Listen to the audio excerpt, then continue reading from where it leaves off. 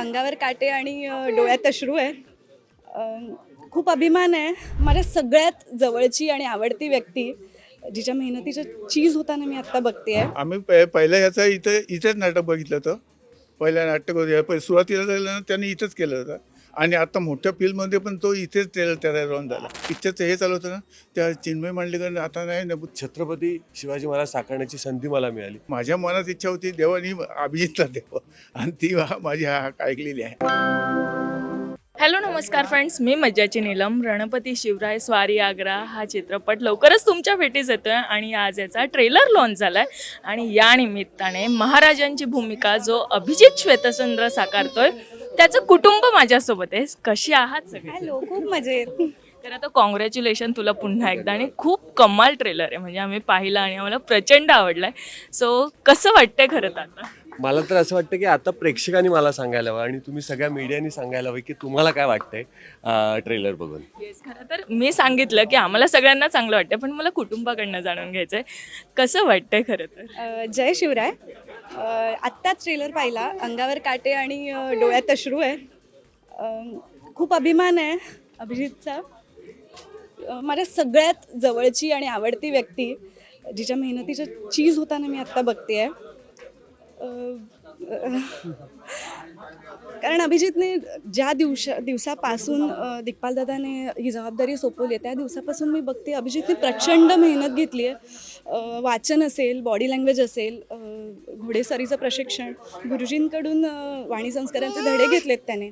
तो बरेच दिवस पुण्यात राहिला होता, अर्धा जीव त्याचा मुंबईत आम्ही, पण त्याने प्रचंड मेहनत घेतली आहे. पण आणि तो नेहमी असं म्हणतो मी देवाकडे काही मागत नाही पण देव मला सगळं देतो. तर रणपती शिवराय स्वारी आग्रा या चित्रपटाद्वारे देवाने त्याला सगळं काही द्यावं हीच अपेक्षा आहे. मायबाप रसिका प्रेक्षकांचं प्रेम आहे, दिग्पालदादा आणि संपूर्ण टीमचं विजन आहे आणि त्यांनी त्याची जबाबदारी छानपैकी पेलली असं माझं वैयक्तिक मत आहे. तर हीच वेळ आहे. तुमचं प्रेम, तुमचा आशीर्वाद त्याच्यावर वर्षाव करा. 30 जानेवारीला रणपती शिवराय जगभरात रिलीज होतं. चित्रपटगृहात जाऊन नक्की बघा आणि अभिजितवर खूप प्रेम द्या. खरं तर मला असं वाटतं की प्रेक्षक प्रेम देतातच आहेत. आणि जेव्हा तो लुक रिव्हील झाला आणि तेव्हा आम्ही एक व्हिडिओ खूप व्हायरल झाला जे तुझ्या डोळ्यात पाणी होतं आणि ते आनंदाश्रू होते. मला खरं सांग की जेव्हा लुकमध्ये पाहिलेलंस, मला माहिती आहे आधी त्याने तुला फोटो पाठवले असतील वगैरे, पण जेव्हा महाराजांच्या लुकमध्ये पाहिलं, ती भूमिका साकारताना पाहिलं, तेव्हा एक पत्नी म्हणून काय वाटतं? नाही, मी त्याला पाहिलं होतं पण तो AI क्रिएटेड व्हिडिओ होता. मी त्याला प्रत्यक्ष म्हणजे महाराजांबद्दल अतोनात प्रेम आदर आहेच आणि प्रत्यक्ष महाराज समोर येताना कुणाला नाही आवडणार. आणि मी आधी आत्ता मेन्शन केलं त्याप्रमाणे माझी आवडती व्यक्ती आणि त्यात महाराजांच्या रूपात. So I am so glad आणि ते माझ्या कदाचित आनंदाश्रू वाटे बाहेर आलं. मला आई बाबा आहेत त्यांना देखील विचारायचं आहे, जेव्हा लेकाने सांगितलं की इतकी मोठी जबाबदारी मी आता प्रेक्षकांसमोर आणणार आहे, आई बाबा म्हणून किती आता मुलाचा अभिमान वाटतोय की आता आपला मुलगा जग जिंकला असं म्हणायला हरकत. याच्या आधी मी जरासं बोलतो. सांगायची गोष्ट अशी आहे की मी आईवडिलांना सांगितलं नव्हतं की मी छत्रपती शिवाजी महाराज करतोय, कारण मला त्यांना सरप्राईज द्यायचं होतं. त्यामुळे मी पहिला जेव्हा लुक रिव्हील झाला तेव्हा त्यांनी पाहिलेलं आहे की मी छत्रपती शिवाजी महाराज करतोय. तोपर्यंत मी त्यांना काही सांगितलं नव्हतं. त्यामुळे तो त्यांना खूप मोठा धक्का होता की अरे डायरेक्ट. कारण ऑब्व्हियसली मला असं वाटतं की लहानपणापासून छत्रपती शिवाजी महाराज खूप आमच्या जवळचे आहेत.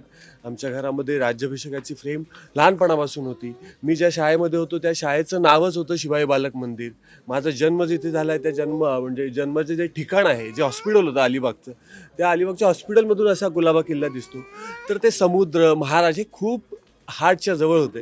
त्यामुळे मला असं वाटतं की आई वडील पण दोघे अलिबागचे आहेत, तर त्यांना एक सुखद धक्का द्यावा म्हणून मी ते सरप्राईज ठेवलं होतं. आणि ते आम्ही कुठल्या पद्धतीने दडवून ठेवलं होतं की मी काय करतो हे सांगायचं नाही. त्यांना असं वाटायचं मी कोल्हापूरमध्ये सिरियलचं शूट करतोय, पण मी ॲक्च्युअल फिल्म शूट करत होतो.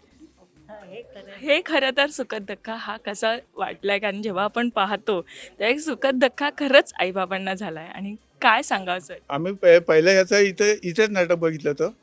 पहिल्या नाटक होते सुरुवातीला झालं ना त्यांनी इथंच केलं होतं आणि आता मोठ्या फिल्ममध्ये पण तो इथेच त्याचा रॉन झाला. आणि गंमत काय माहिती आहे, ह्याची पिक्चरचं हे चालू होतं ना, त्या चिन्मय मांडलेकर आता नाही ना तू शिवाजी कोण तर माझ्या मनात इच्छा होती देवानी अभिजितला द्यावं आणि ती माझी ऐकलेली आहे आणि तो शिवाजी. वा, किती छान. मला असं वाटतं हा सगळा योगायोग जुळून आलाय.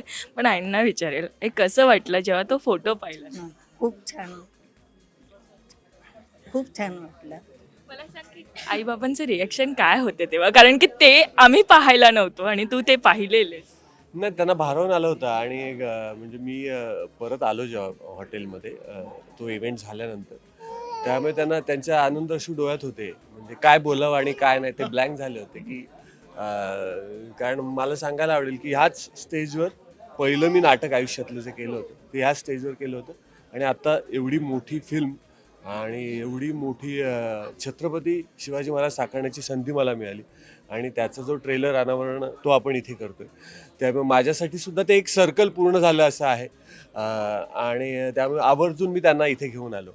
मला हेच विचारायचं की आज मुलाला काय सांगावंसं वाटेल, काय बोलावंसं वाटेल? आम्हाला देव पावला असं हां.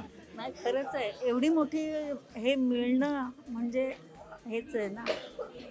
खरं तर आम्हाला सगळ्यांना हे खरं तर खूप छान वाटतं आणि मला असं वाटतं हाच आनंदाचा वर्षाव हा तुमच्यावर नेहमी होत राहावा आणि आणखी अशा भूमिका तुझ्या पदरात यावा. Thank you so much. थँक्यू. जय शिवराय. मराठी मनोरंजन सृष्टीमधील मालिका, चित्रपट, नाटक तसेच कलाकारांबद्दलच्या नवीन अपडेट्स जाणून घेण्यासाठी नक्की सबस्क्राईब करा इट्स मज्जा मराठी या आपल्या नवीन यूट्यूब चॅनलला.